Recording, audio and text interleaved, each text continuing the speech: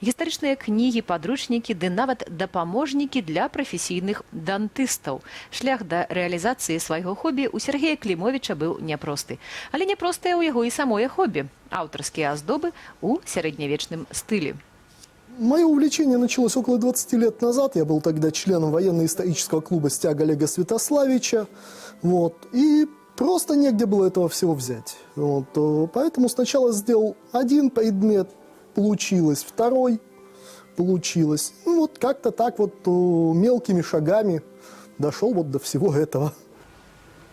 Сёння гэта ўжо не толькі хобі, але і праца. Сергей прадае свае творы, а людзі ахвота іх купляюць. Свой праект майстэрню рамесны майстар, сябра беларускай гільдыі майстроў і рамеснікаў назваў «Берагіні».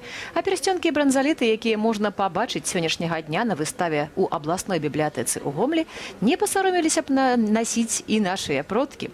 Так дакладна гістарычна, да і проста так прыгожа яны зробленыя.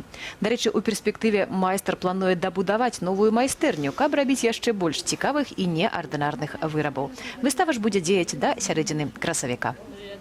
Атрымліваецца, зноў маем у Беларусі ініцыятыву аднаго чалавека, аднаго майстра, які прыцягвае для сябе мноства людзей і паказвае сваю творчасць. Такое неаднаразова здараецца. В прынцыпе, творчасць – это заўжды справа індывідуальная, гэта заўжды павінна ісці ад чалавека. А тут вельмі сімпатычна, што чалавек займаўся гэтым як хобі, займаўся 20 гадоў. Ён вельмі забаўна распавядае пра тое, што свае часы, гэта нам цяпер цяжка ўявіць, але ў часы без інтэрнэту чалавеку, які, скажам, не мае доступу да якіх-небудзь архіваў, да якой-небудзь нацыянальнай бібліятэкі, вельмі цяжка нават уявіць сабе. Даводзіцца проста чытаць, што ён распавядаў, і вось з гэтых апісанняў разумець, як выглядалі гэтыя аздобы. А менавіта гэта чалавеку хацелася рабіць. Вось сімпатычна, правда? Ну і за ім не стаіць ніякай інстытуцыі значнай. Усё чалавек зрабіў сам. Не, я думаю, што гэта зусім не абавязкова. Гэта прыемна, канешне, калі ініцыятывы падтрымлівае альбо дзяржава, альбо мецэнаты, альбо спонсары, і ўсё гэта, я думаю, будзе творцамі толькі вітацца, але творчасць яна заўжды ўнутры аднога чалавека, а натхненне, як вядома, паўсюль.